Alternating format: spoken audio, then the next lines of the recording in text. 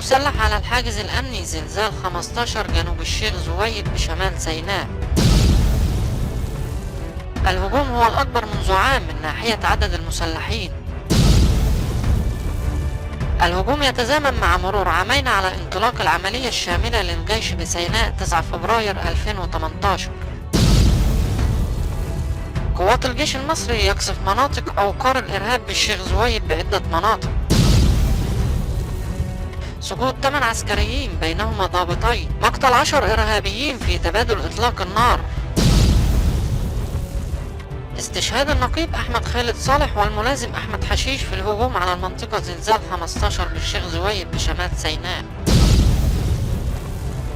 تشييع جثمان الجندي جمعة بسيوني بحوش عيسى في البحيرة أحد ضحايا الهجوم على كمين بالشيخ زويد في سيناء.